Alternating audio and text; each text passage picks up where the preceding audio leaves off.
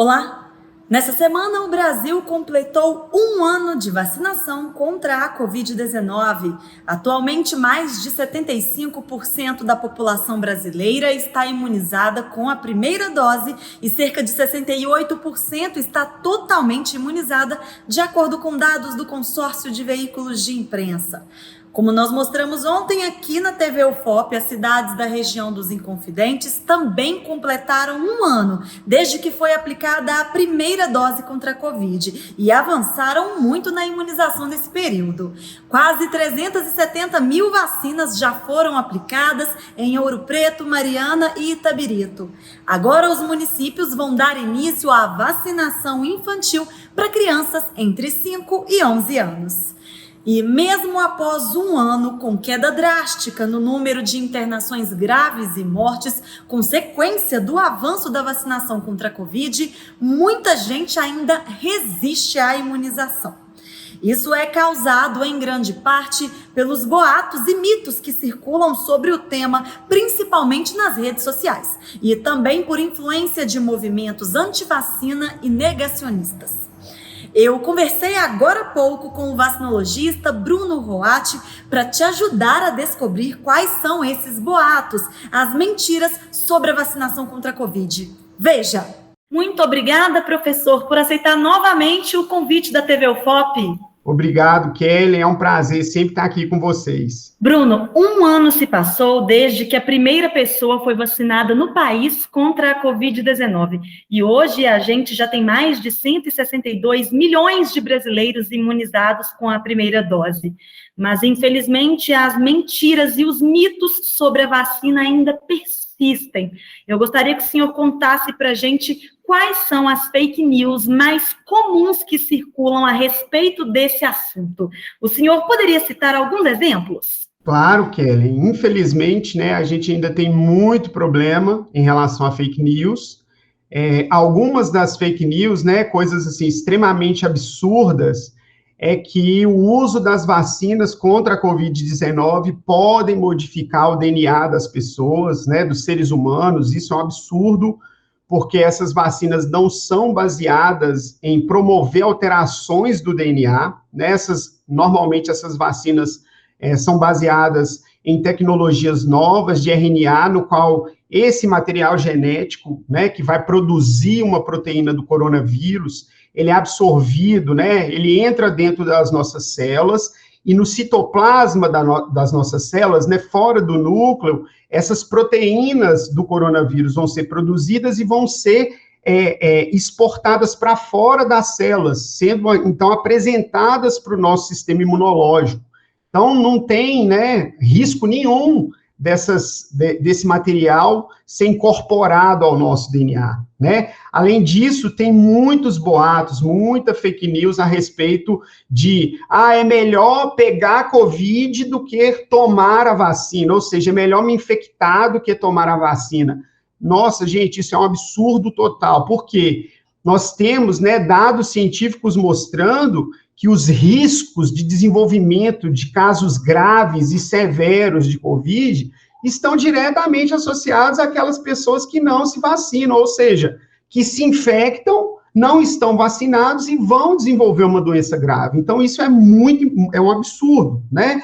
Além disso, tem aquelas coisas que a gente vê que fala assim, não tem condição disso ser uma informação que está veiculando, né, na internet. As pessoas que falam que ficam magnetizadas a partir do momento que tomam a vacina, né? Isso é um absurdo total. Então, não há, né, nenhum componente na vacina que leve a pessoa a ficar magnetizada. O que pode acontecer, né, que muitas vezes são veiculados nesses vídeos, é que no local onde a pessoa tomou a vacina, lá pode estar úmido, né, um pouco molhado, então quando a pessoa encosta, por exemplo, uma moeda, essa moeda fica presa, ou mesmo, né, que naquele local foi colocado um esparadrapo, né, um adesivo, e quando a pessoa tira aquele esparadrapo ou aquele adesivo, fica ali um pouquinho daquele colante do adesivo, e aí ela coloca a moeda mostrando que ficou magnetizado. Então isso é um absurdo.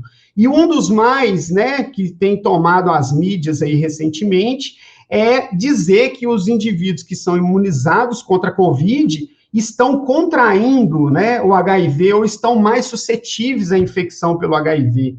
Isso é um absurdo completo, né? Isso foi dito, né, por pessoas muito importantes do nosso país e, assim, não há nenhum estudo ou relação causal indicando nenhuma associação entre a vacinação pelo coronavírus ou contra o coronavírus e a infecção pelo HIV. Então, é muito importante que as pessoas tenham essa noção. Não veicule esse tipo de informação, que isso é uma informação falsa, absurda, e leva, né, ao descredenciamento da vacina para a população. Outra publicação bastante comum nas redes sociais afirma que algumas pessoas vacinadas estão tendo morte súbita, de uma hora para outra. E há quem diga que a vacina pode causar até mesmo miocardite em crianças e adolescentes. Essas informações procedem, professor? De forma alguma. Não há nenhuma evidência científica que mostre, né, uma associação direta entre morte súbita e vacinação por Covid, né? Os efeitos das vacinas, eles são extremamente acompanhados, né? A gente tem hoje, no mundo todo, um acompanhamento sobre os efeitos colaterais das vacinas, né? Os famosos efeitos adversos. Se formos pensar, né, hoje a gente tem mais de 8 bilhões de doses de vacinas aplicadas no mundo todo, no planeta, né? E não há nenhum estudo científico que faça alguma associação entre a vacina e morte súbita, ou seja, isso é uma grande fake news. Já em relação aos relatos de miocardite em adolescentes, em crianças que foram, né, que apresentaram esse tipo de problema de saúde após imunização, isso também é uma notícia falsa, né? Os estudos que têm sido conduzidos nos Estados Unidos têm mostrado que de mais de 8 milhões de crianças de 5 a 11 anos que foram já imunizadas com a vacina contra a Covid, foram relatados apenas 8 casos de crianças com miocardite. E aí, quando a gente vai explorar esse dado e ver o que é a realidade, a gente vê que, normalmente, para cada um caso de miocardite, isso pensando em não vacinação, para cada um caso de miocardite, esse caso afeta em torno de, está relacionado a 100 mil crianças. Então, o que a gente vê é que são casos muito raros que acontecem pós-vacinação e que muitas vezes não estão associados às vacinas. Então, mais uma vez, não vamos acreditar em qualquer notícia que a gente lê ou que a gente vê aí pela rede, né, pela internet. Quais cuidados nós devemos ter com esses milhares de vídeos que são postados todos os dias sobre as vacinas? Então, isso é uma coisa muito importante, tá, Kelly, que a gente tem que ter em mente, né? A gente tem que buscar sites, né, notícias com sites que a gente tenha confiabilidade, né? Vamos pensar que os sites mais importantes que trazem esse tipo de informação para nós são sites da OMS, né? São sites de institutos de pesquisa. No Brasil, por exemplo, nós temos a Fiocruz, que é uma fundação, né, extremamente conceituada e competente, que traz informações diárias a respeito da situação do coronavírus, da situação das vacinas, dos efeitos adversos, de como essas vacinas têm se comportado no mundo todo. Então, é fundamental que a gente busque, né, informações científicas e que dê o respaldo devido, né, a nossas instituições e a instituições mundiais, que buscam trazer informação mais verídica, mas também com dados científicos que mostrem realmente o que está acontecendo, né, no processo de vacinação, seja aqui no país, seja no mundo todo. Professor, a vacinação para as crianças começou aqui no Brasil e tem pais com medo de vacinar os filhos, afirmando que a vacina infantil é experimental, que as crianças estão sendo feitas de cobaia. Fala um pouco para a gente sobre a importância da vacinação contra a Covid-19, por favor. A gente tem que pensar, né, que a vacinação, ela é fundamental. Então, não é verdade que as nossas crianças estão sendo feitas de cobaias, né? Hoje nós já temos muito mais informações científicas sobre as vacinas, sobre o perfil que essas vacinas têm desenvolvido em relação à resposta imune, à proteção, e tudo isso foi feito, né, até a gente chegar hoje, nos dias de hoje, né, onde temos a liberação das vacinas para as crianças. Então, hoje a gente vê, né, com os dados científicos, que é muito mais grave, é pior, muito pior. A gente não se vacinar do que a gente se vacinar. Então, é muito tranquilo, eu falo muito com muita tranquilidade para todos que nos assistem.